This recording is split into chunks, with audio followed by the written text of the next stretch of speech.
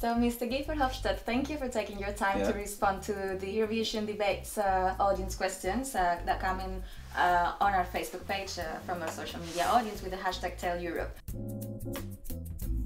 Question here, you already replied to that very shortly. If you are the next Commission President, it comes from Christos Manasopoulos. If you are the next Commission President, do you think it needs a strong political communication service, better and with more resources? Is it an important element in your opinion? Why did you reply?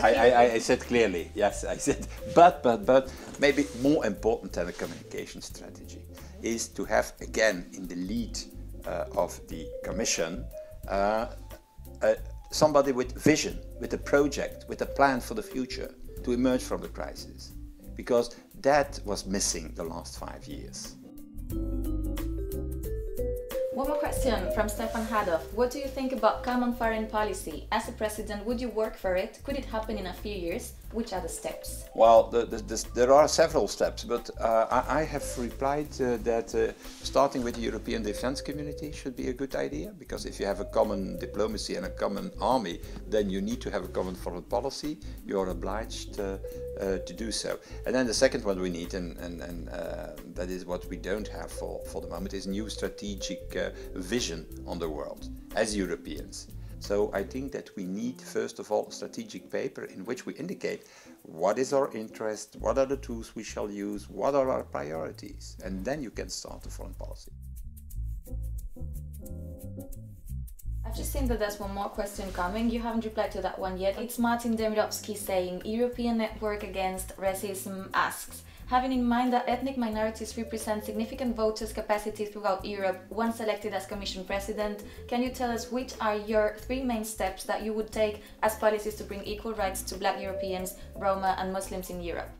The best thing to do is to take seriously the issue of minorities, because if you want to come inside the European Union, you need to apply the so-called criteria of Copenhagen. And that means also respect for minorities. Once you're inside the European Union, you can do what you want, and that is a problem.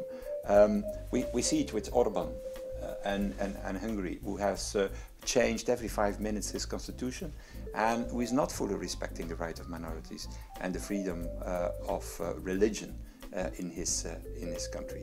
So I think that we need a new instrument on the level of the Union to scrutinize all the member states if they apply the basic values and the right of minorities.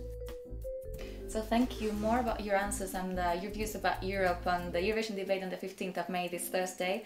And to the audience, don't forget to keep sending your questions and comments. Use the hashtag #TellEurope.